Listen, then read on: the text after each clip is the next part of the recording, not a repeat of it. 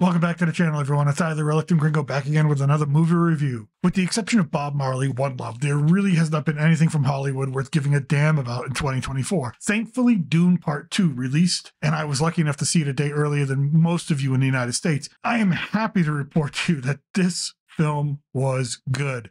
Really good. In fact, I will tell you that this was a great film, worthy of the dense and somewhat unfilmable novel that it's based off of. Now, because this film is a treatment of one of the most legendary sci-fi stories ever written, there'll be inevitable comparisons to other great sci-fi and fantasy epics. Let's set the high bar right away. The original Star Wars trilogy and the original Lord of the Rings trilogy. Does Dune merit a place on the Mount Rushmore of sci-fi fantasy? Not quite. And I should say, not yet. Look, it's a hard hill to climb when trying to come close to the Two Towers or Return of the King in terms of scope and overall epic presentation. It is equally difficult to deliver characters on screen that elicit as much emotional attachment as Luke Skywalker or Han Solo. Therefore, let's just stop with the comparisons because they are just unfair, and this Dune saga may just have a concluding chapter in this trilogy yet to release one day for a really true comparison. With that, let's get into it. Right now, this is the best film of the year, and with the exception of Deadpool and Wolverine, I cannot think of another film off the top of my head that's coming out this year that'll compete with what I just saw a few hours ago in the theater. And yes, you must see this film in a theater, IMAX as possible, because it will take full advantage of the audio and visual capacities of a true cinematic experience. First, it is okay to admit that Dune Part 1 was not initially well received when released. However, I think a lot of you out there have changed your minds upon second and third viewings on Netflix and Blu-ray. Personally, I really liked Dune Part 1. The ending was a little abrupt narrative-wise, but that's okay because Dune Part 2 picks up right where the first one ended. Now, I'll tell you right off the bat, the musical score by Hans Zimmer, the special effects, the cinematography, the direction by Denis Villenueve. I hope I'm pronouncing that name correctly. I know I'm probably not, but excuse me if I'm not. But the directing, you cannot get any better than Dune Part 2. It's top notch.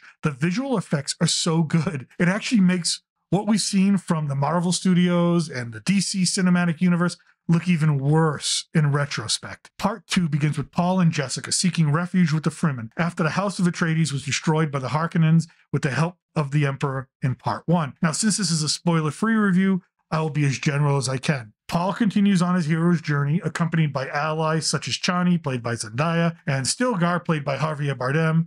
Jessica, played by Rebecca Ferguson, continues on her journey as a member of the Bene Gesserit to manipulate everything from behind the scenes. And we get a new villain in this film, Fayd Rathba, played by Butler, and he is a complete psychopath in this role. With all of the A-list star power, including Christopher Walken, Florence Pugh, Dave Bautista, Josh Brolin, and Stellan Skarsgård thrown in, you have to wonder how good the acting is, and it is great. The only two things I would nitpick are these. Actors like Walken are only on screen minimally, and Zendaya only has 2 gears in this role. She's either in first gear or she's in 5th gear. Either she's really calm or she's just going like a bat out of hell. She's never idle anywhere in between, and to me, it kind of doesn't give her character a chance to get more depth or develop even more. So it's not a bad job acting. I'm not saying she did a bad job.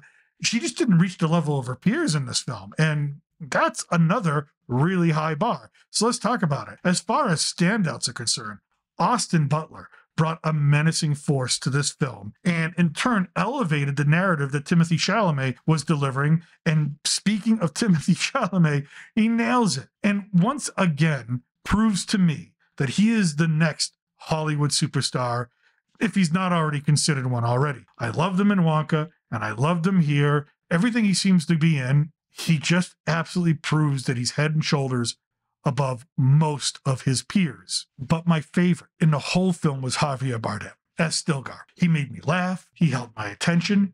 He oscillated between stern leader, replacement father figure for Paul, and religious zealot warrior easily. And he did it with conviction and presence. In a way, he's an anchor for Paul throughout the first half of the film and brings authenticity to religious aspects of the narrative in a way that is universal and comprehensible to general audiences not familiar with the source material. And sure, there were some changes from the book to the screen, like how much time passed by, and Chani's character arc is different than that of the original storyline. But to me, these are minor pet peeves. And for the literary loyalists out there, believe me, I feel you. I feel you. I'm usually one of you.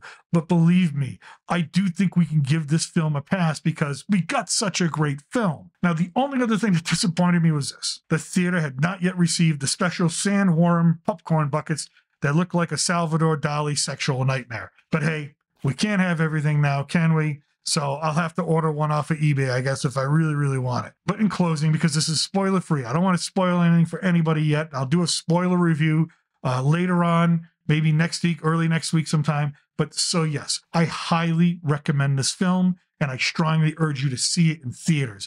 This is one of those movies, just like Oppenheimer was for me, or maybe Barbie was for some of you. You needed to see it in a theater because of the spectacle. This is one of those films. And with that, I am still your reluctant gringo. And if you want more movie reviews and more pulp culture commentary, click on the thumbnails for the playlist at the end of this video. And from south of the border, salute and al huevo.